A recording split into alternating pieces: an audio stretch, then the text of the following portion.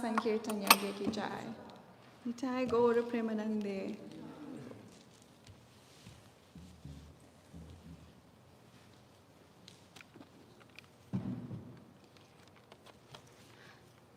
Om Namo Bhagavate Vasudevaya. Om Namo Bhagavate Vasudevaya. Om Namo Bhagavate Vasudevaya. Narayanam Namaskritya Naram Chaiva Narottamam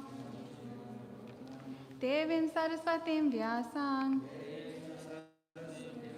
Tato Jayam Udirayet Nasta Prayashu Abhadreshu Nityam Bhagavat Sevaya Bhagavati Uttamasloke Bhaktir Bhavati Naistiki. We're reading from Śrimad-Bhāgavatam, Canto 3, Chapter 33, entitled Activities of Kapila, verse 15. Prajapate Kardamasya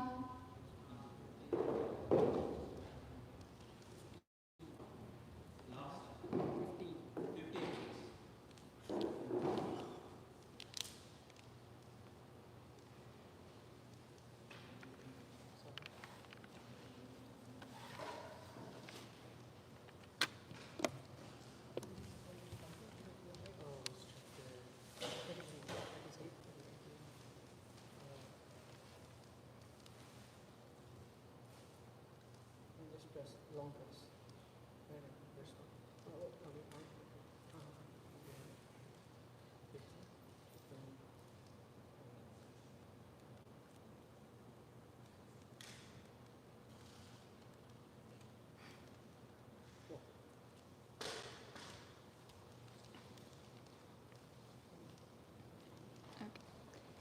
There we go. Prajapate Kardamasya Tapo Yoga Vijrimbitam Svagarhastyam Anopamyam Prartyam Vaimanikerapi Prajapate Kardamasya Tapo Yoga Vijrimbitam Svagarhastyam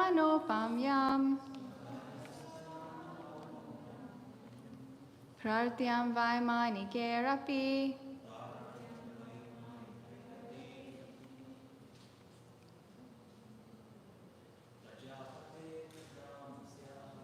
Japade Kardamasya Tapo Yoga Vijimbitam Svagarhastyam Pratyam Vaimanikerapi Japade Kardamasya Tapo Yoga Vijimbitam Svagarhastyam Pratyam Vaimanikerapi Prajapate Kardamasya Tapo Yoga Vijimbitam Svagarhastyam Pratyam Vaimanikerapi Prajapate Kardamasya Tapo Yoga Vijimbitam Svagarhastyam Pratyam Vaimanikerapi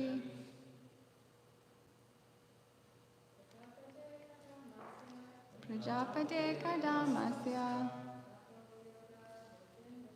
Tapo Yoga Vijimbitam Svagarhastyam Pratyam Vaimanikerapi Prajapate of the progenitor of mankind. Kardamasya Kardama Muni. Tapa by austerity. Yoga by yoga. Vijrimbitam developed. Svagarhastyam his home and household paraphernalia. Anopamyam unequaled. Pratyam enviable. Vaimanikai by the denizens of heaven. Api even. Translation.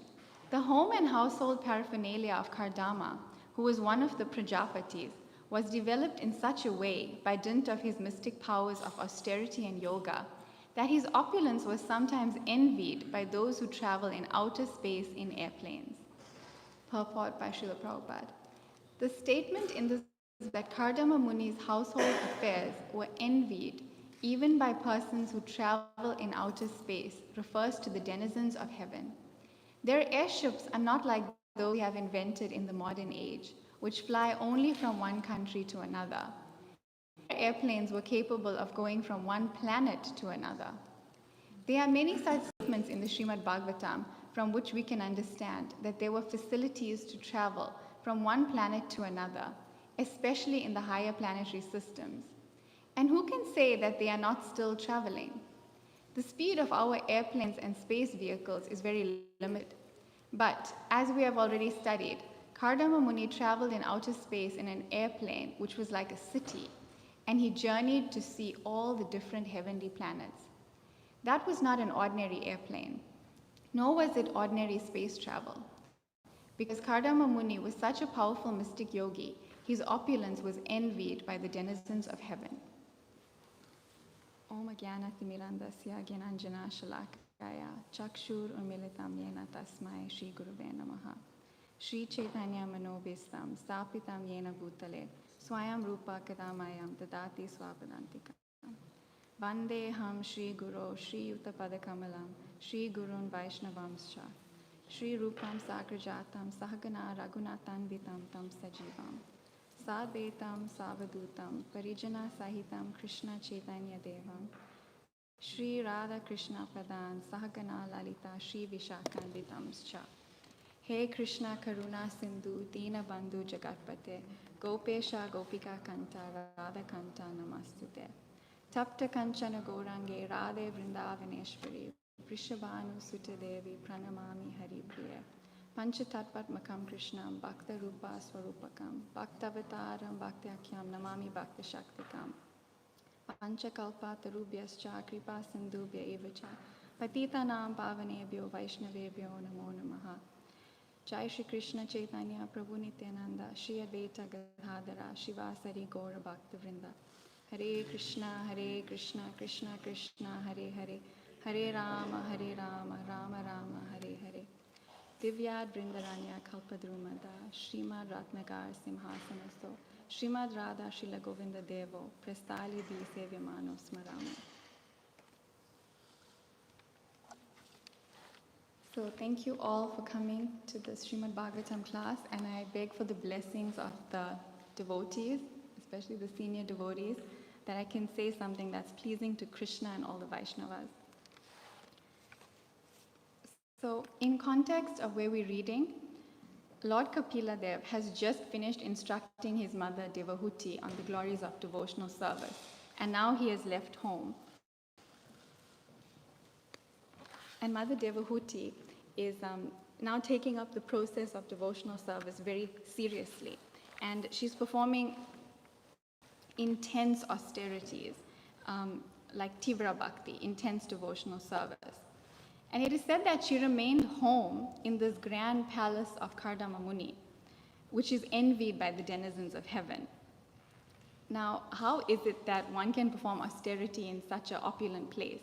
We may say that we live a much simpler life. So for us, maybe we are performing austerities just because our situation is simpler, and she has all this opulence. But actually, it's much harder to perform austerities when one is faced with so much comfort and opulence. She has the choice not to, but she chooses to perform austerities.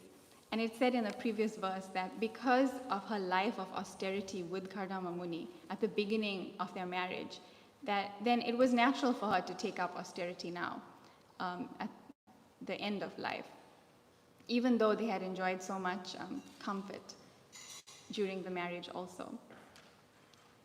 So this verse is an interesting verse because it speaks so much about flying planes and things that I don't have any understanding of or realization of, and like space travel. And Srila Prabhupada speaks about that quite often.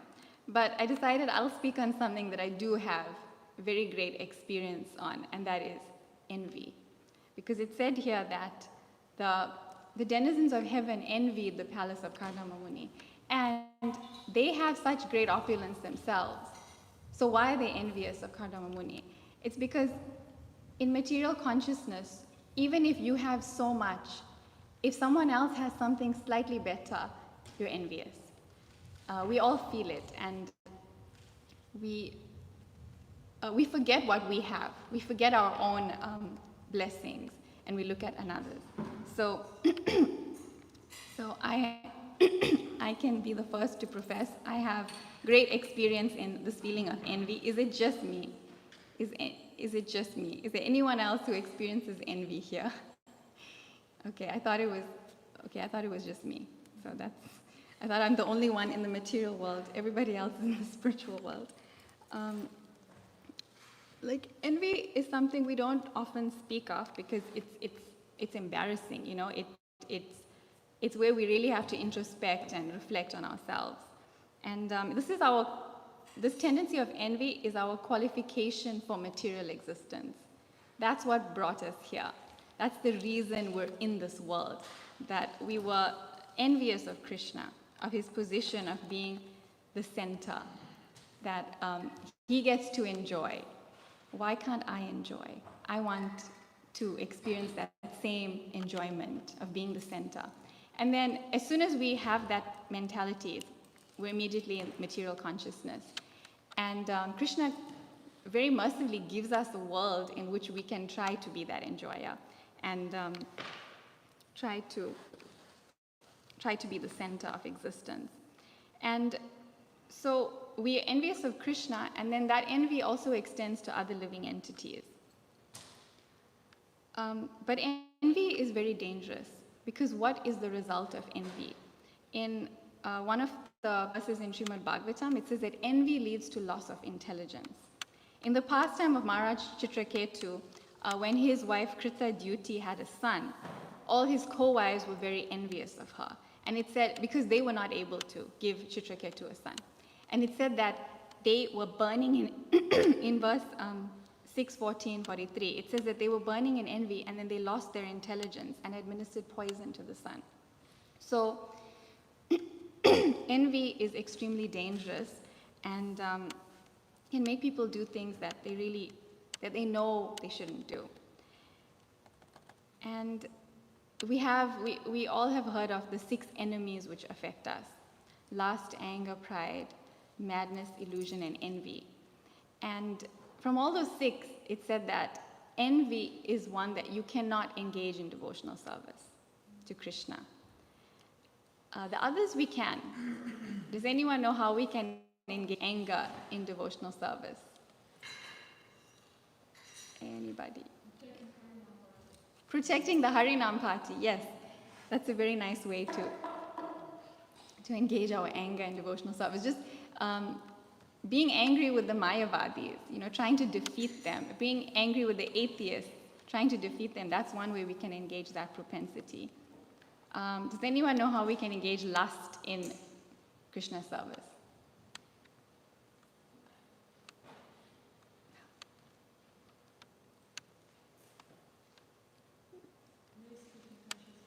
Raise Krishna conscious kids, yes. And greed. How can we engage greed in Krishna service?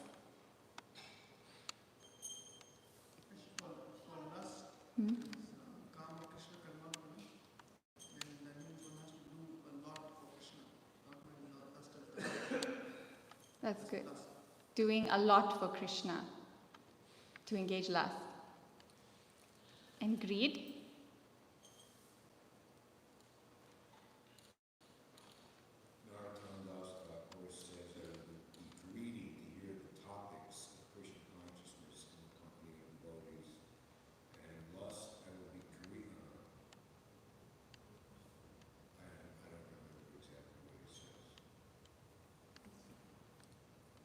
Okay, yes, greedy. To be greedy to hear about the topics of Krishna in the company of devotees, and to be greedy for devotional service, and for the association of saintly devotees.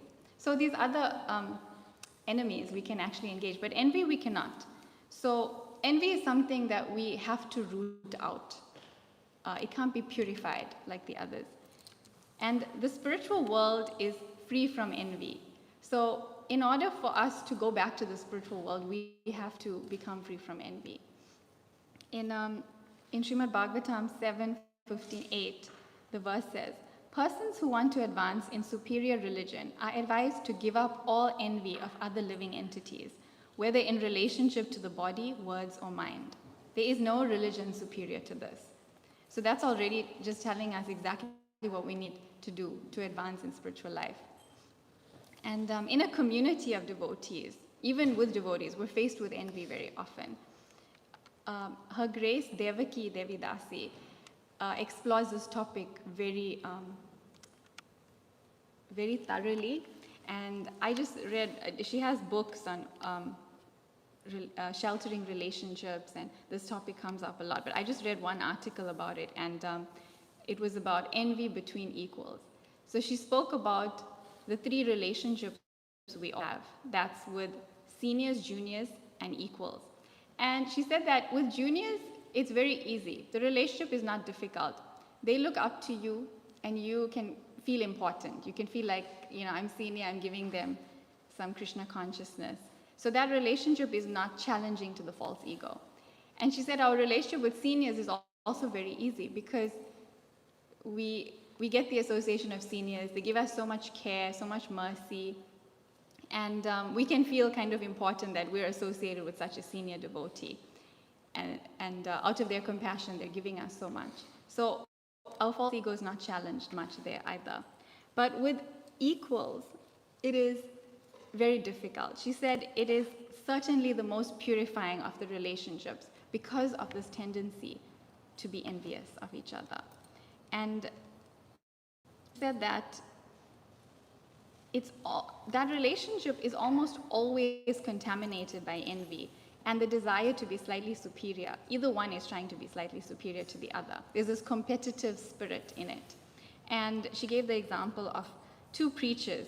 When two preachers come together, two big preachers, it's almost like they want to one-up each other sometimes. You know, in the spirit of sharing Krishna consciousness, one will say, I've done such and such. I did lots of preaching and lots of Ratha Yatras, and I took many people on parikram. What have you done? And then the other one will say, oh, I've been preaching in Africa. I've been doing this, I've been doing that. But if that spirit of envy is there, it will be just slightly trying to be better than the other. And she also spoke about how two expert cooks in the kitchen can sometimes be disastrous. If you have two really amazing cooks. If you have one cook and a helper, it's easy because there's one person in charge and the other one just listening. But two amazing cooks both have their own ideas of what's going to be most pleasing to Guru and Krishna, and they clash. And the same with two expert deity dressers on the altar, you know. Both have their own ideas, and it's that competitive spirit comes. And she also said that it's very difficult to invite an equal into your circle of influence because there's this fear that they will be more appreciated than you amongst your people. And then she spoke about when we have relationships between equals where there's no envy, there's this beautiful spirit of friendship. It's like camaraderie in service, it's teamwork. And she said there's a different kind of competition. It's both people are trying to be inferior. Actually, when you see that someone else has the same skills, you know, same level of Krishna consciousness as you, the same services, and then you think, wow, let me put them forward. Let me engage them. Let them speak. Let them sing. Let them perform all the activities. And you want them to really be appreciated. And then the other person feels the same way about you. So it's that camaraderie and spirit of friendship is really beautiful, but it only exists when there's no envy. And I was reflecting that sometimes we find that if we're unable to keep friendships with equals, like if we have a recurring pattern of not being able to make friends, then it's almost like we need to recognize that it's probably our mood is being contaminated by the subtle envy. And what is the opposite of envy?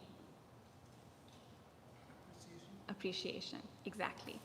So I was watching this incredible lecture by His Holiness Swami Bhagavan Keshav Swami, and I'll probably send it in the group later because it was so amazing. But he was speaking about community of love. It's a series of lectures, but I just watched the first one. And he was describing the community of love that's present in the Chaitanya Charitamrita and the relationships amongst the devotees and how relevant it is to us, because we are not actually just reading the Chaitanya Charitamrita. We are living the Chaitanya Charitamrita. We can relate to it. This is very close to us.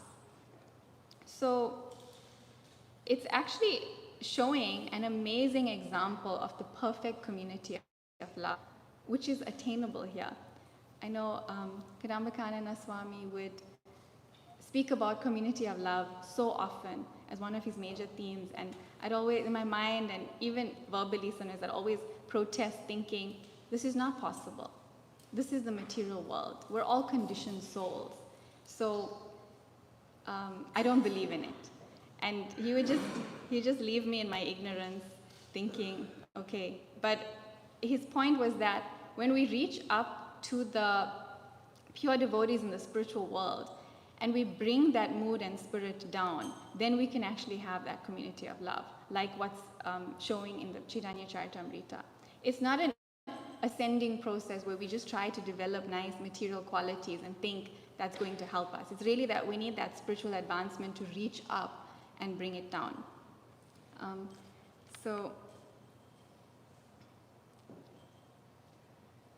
And actually, Srila Prabhupada wanted the Krishna consciousness movement to be a community of love. In Śrimad-Bhāgavatam, Canto 5, Chapter 13, verse 11, this is the verse. Sometimes the living entity is busy counteracting the natural disturbances of freezing cold, scorching heat, strong wind, excessive rainfall, and so forth. When he is unable to do so, he becomes very unhappy.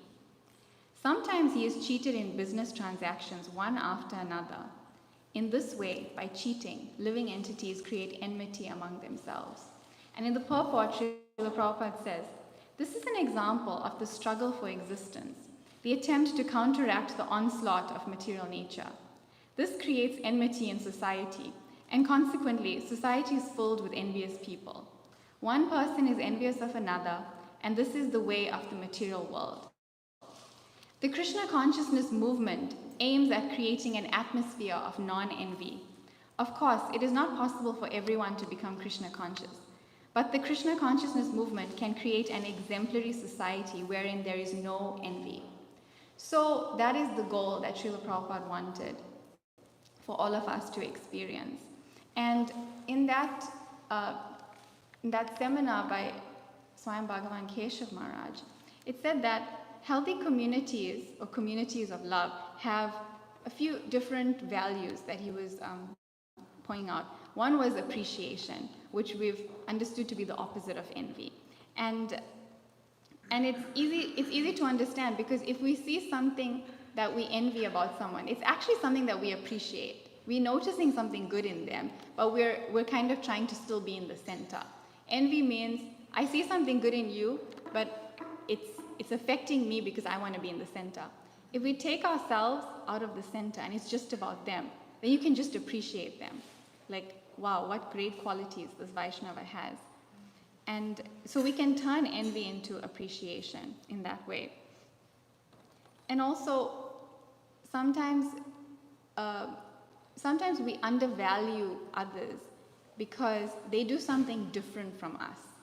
So we try to think, I'm superior because I can do X, Y, and Z. But they do A, B, and C that I cannot do.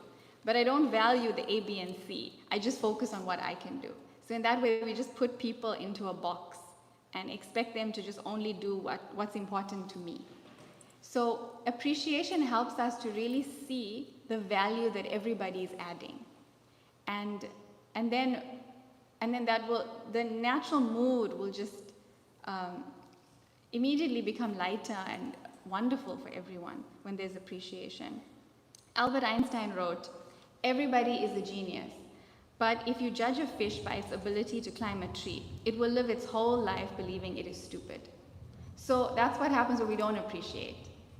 When we try to put everyone into that box that we want, then it's like we're expecting a fish to climb a tree, just because a monkey can climb a tree. But everyone has different natures, everyone has different abilities, and appreciation helps to bring out those abilities. And so we shouldn't measure others to our standards. And Vaisheshika Prabhu has this beautiful quote that says, "What we appreciate, appreciates." So that means that when we appreciate devotees, they will increase in they'll grow. The qualities they have will grow because we're appreciating them. And then they'll have more to appreciate. So it's all around a very positive experience. Another value of a community of love is encouragement. In that lecture, Keshav Maharaj spoke about how everybody needs encouragement. Arjuna needed encouragement from Krishna. He just needed the words of the Bhagavad Gita to encourage him to continue his fight, which he had given up on. And Hanuman had forgotten his own strength, but he needed that encouragement from Jambavan to remember his own strength. Srila Prabhupada needed encouragement from Bhakti Siddhanta Saraswati Thakur to take on this mammoth task of preaching in the Western world. And we can see how Srila Prabhupada encouraged his disciples so expertly in doing their preaching work. I particularly focus on the 17-book Chaitanya Charitamrita marathon that the devotees did, because it seemed impossible. They actually said impossible. And Srila Prabhupada said, impossible is a word in a fool's dictionary. And he gave them so much of inspiration and encouragement that they were able to just do the impossible by satisfying that desire of his, fulfilling his instruction. So we see how important it is to encourage. There's some leadership gurus that say that you should try to catch your people doing something right. Generally, we want to catch everyone doing something wrong and point it out.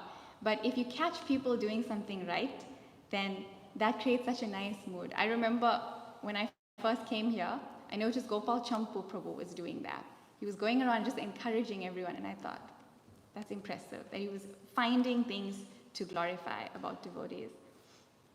So encouragement makes a thriving community like in Chaitanya Charitamrita, and it allows us to see the potential in everyone. And another aspect of a thriving community is empowerment. So Keshav Maharaj was speaking about, there's 2 prime ministers of England, and he said that when you spoke to one of them, when you left the room, you felt like, that's the smartest guy in the world.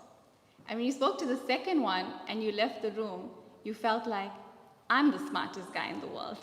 Not because that prime minister isn't smart, but because he made you feel so smart, like you can do anything. He empowered you and encouraged you instead of taking it on himself.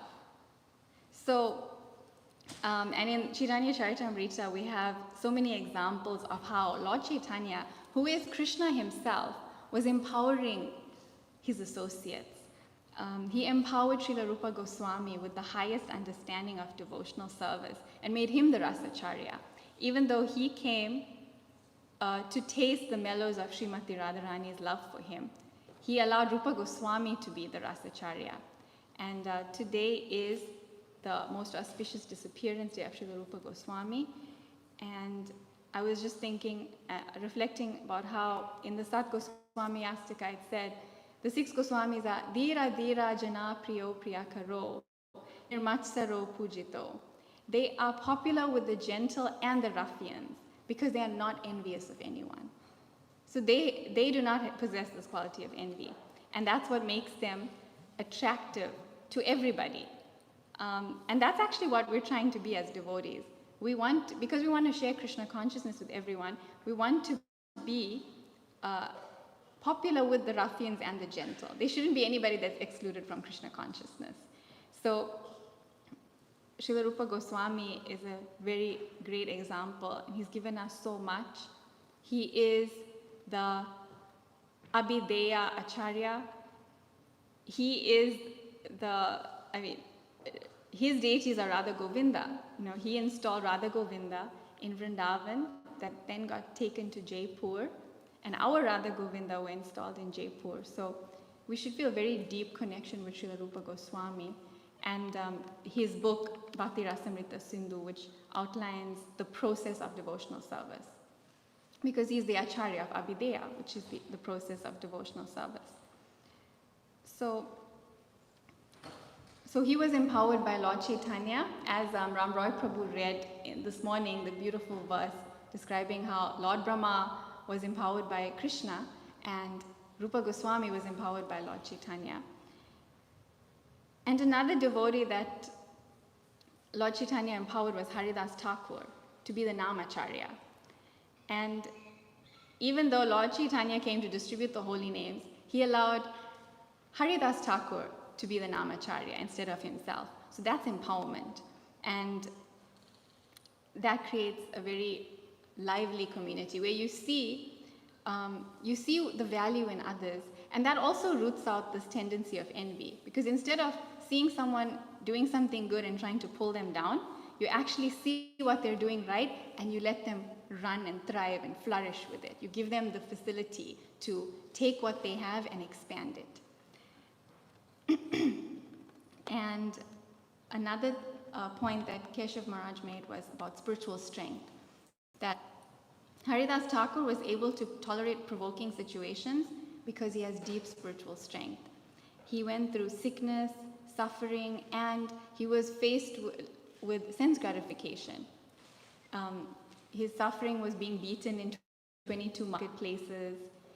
His sense gratification was when Maya Devi herself came to lure him away from chanting his rounds. But he did not stop chanting for anything.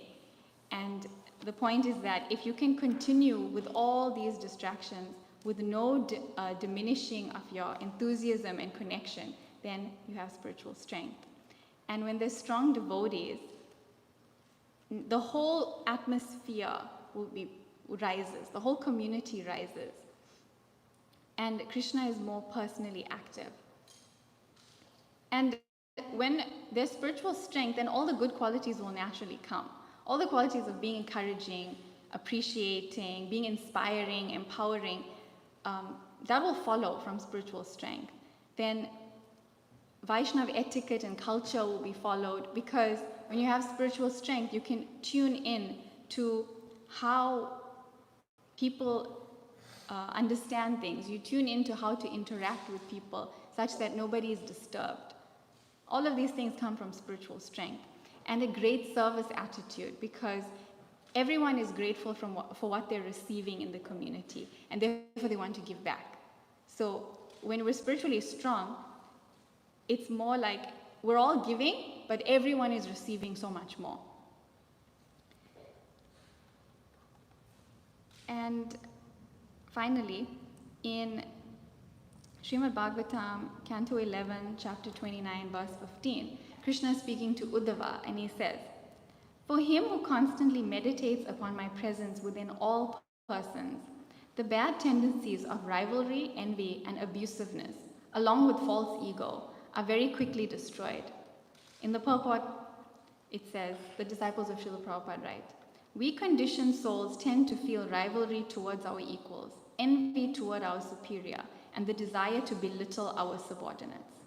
These contaminated propensities, along with their very basis, false ego, can be quickly vanquished by meditating upon the Supreme Personality of Godhead within every living being."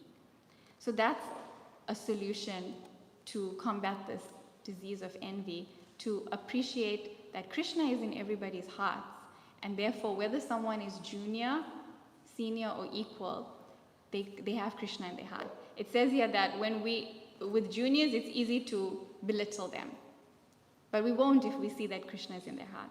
With seniors, it's easy to envy, want to be them, but we can't if we see Krishna in their heart. And with equals, we have that competitiveness, that rivalry. But if we see Krishna in their heart, then that will also diminish. So these are just some thoughts I had about this topic, but I'm eager to hear from anybody else who has comments, questions, experiences to relate. Ram Roy Prabhu, if you have words to share.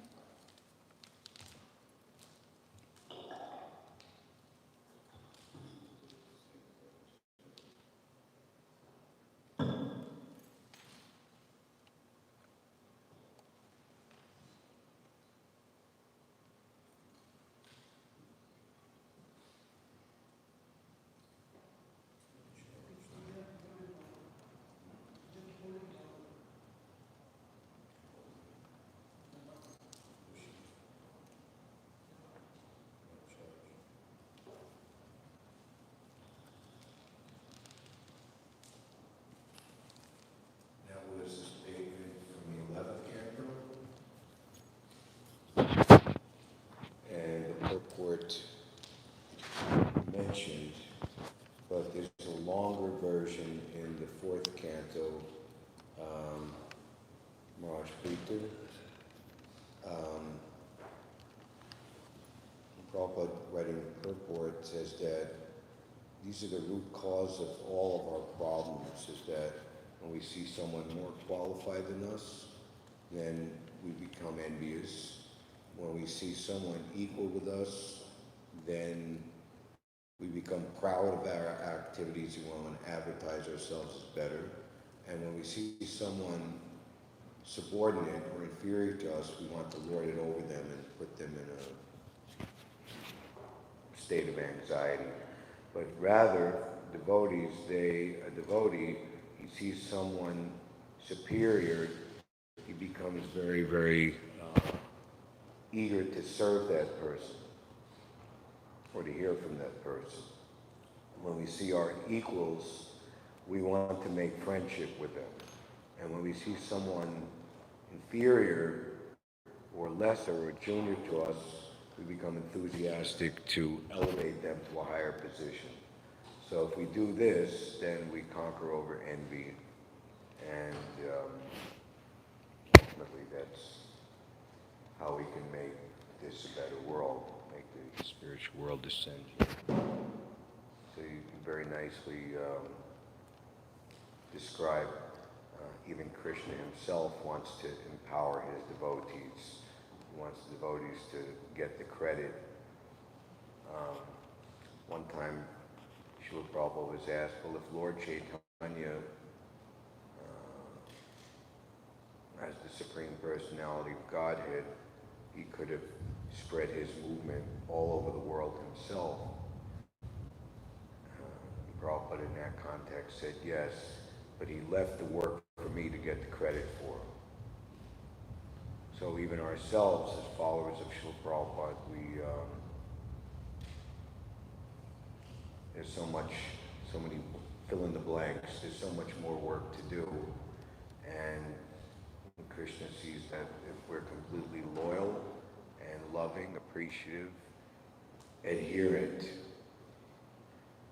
to all the instructions that Srila Prabhupada gave, then he will empower us to continue the glory of Srila Prabhupada.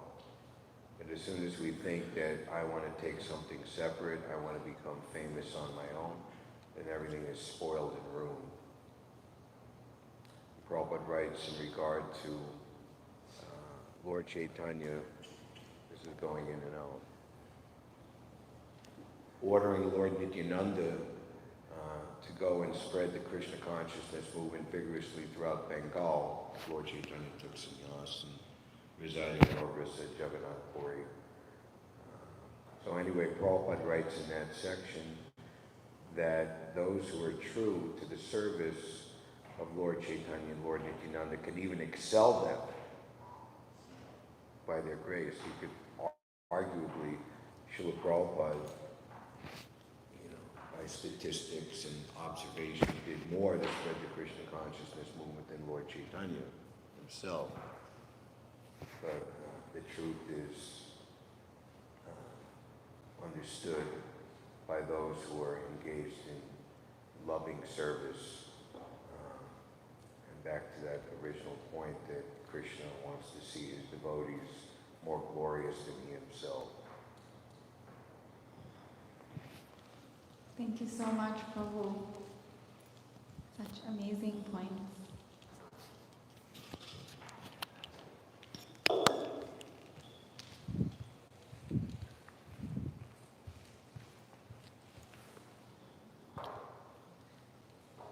Hare Krishna. Hare Krishna. So it's just a comment. There's one book who Sri Gaur Govinda wrote. It's called Envy, the Competitor of Divine Love. And then they mention there like envy start when we have lost the desires, because it's kind of like we want to satisfy something specifically, and then when we not be able to do that is when that kind of seed start to spray in our heart, and then becomes an obstacle for everything in your life, like for your relationship with Krishna. So I really like the point you was making about like we need to be mindful how we, especially treating devotees, how we treat each other, how is our intention. If we see some contamination in ourselves, immediately take responsibility and recognize probably I can create a very bad effect if I act in such a way that just make me more far from Krishna, and we want to be more close to Krishna. So thank you so much for your class. Thank you for that comment. It is true, like whenever I feel envy taking over, I feel like disgusting. Like you just feel like contaminated, like, oh, I don't want this in my mindset. it's very important to like introspect, like what is that feeling, and don't let it grow. And usually I just pray to Krishna, like knowing I don't deserve his mercy because this is not the right mentality to have, but please, please, please, give me your mercy. Help me through this big mountain. Thank you for this class. I didn't know the point you said how envy actually works. It's like when I think about myself and think about someone else, and then I want it, or I'm angry that someone has something that I don't have, and if we just take ourselves from the middle, everything becomes alright. It's amazing, actually, and also like the point how it takes so much introspection. I guess my question is, what to do if someone told me the other day that introspection is actually a gift. To think deeply is a gift. And some people have it, some people probably can develop it, but they don't have it. So, what to do if I don't have it? That's a tough one, because any kind of growth in Krishna consciousness almost relies on you to be introspective. It's a very big part of our Krishna conscious growth. And if you have someone that you take shelter of, at least some mentor, some guide who knows better, then even if you don't have introspection, if you have that kind of shelter, then they will direct you. Even if we can't see it for ourselves, they'll tell us. But for someone who doesn't have that and doesn't have introspection, I don't know. It's very difficult. I think continue chanting, prasadam, reading, and then hopefully that will come. Or hopefully it comes when we take shelter, when we get guidance. I think I noticed that by reading the books, actually it can create that mindset. Because if you read regularly, you're constantly faced with all this philosophy, and it kind of forces you to be introspective. We can't just be doing lip service or just, eye reading, or just taking in information, but we're not registering, like they're talking about us. When we talk about envy, it's not just the person in the book, it's us. These instructions are all for us. So I think Shastra helps us create that introspection, but I actually don't know. Maybe Ram Roy Prabhu would know, or Arjunananda, or somebody else would know how to develop introspection if we don't have it. You can't force it. You can't force the plant to be mature. It has to grow.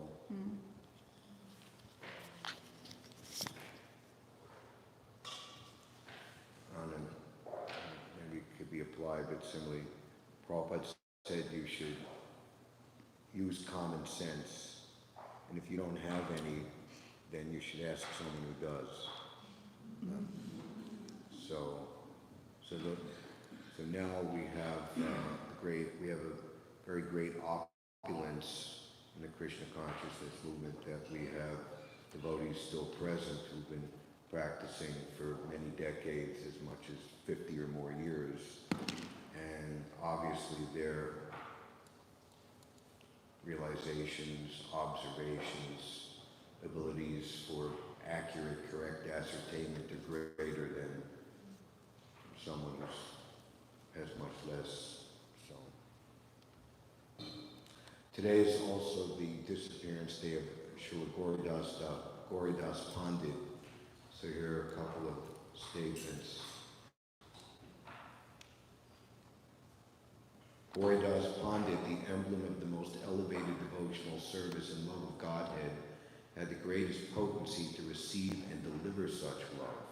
Making Lord Chaitanya and Lord Nityananda the lords of his life, Gauridas Pandit sacrificed everything for the service of the Lord. So there's something in Chaitanya Charitamrita, more in the Chaitanya Bhāgavatam, and if you look at ISKCON Desire Tree, they've put together a nice compilation of many stories and leelas. This is a short description of his disappearance. while doing bhajan in Dira Samhira Kunj in Vrindavan, Gauridas Pandit entered the eternal Gocharana Lila, cow-herding pastime of Krishna and Balaram. In Braja, he is Subal, one of the important 12 primary cowherd boys serving Krishna and Balaram.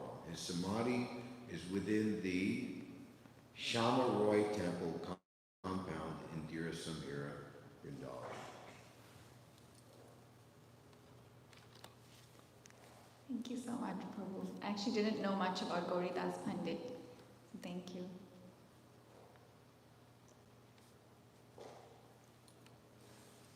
Are there any comments by anybody else?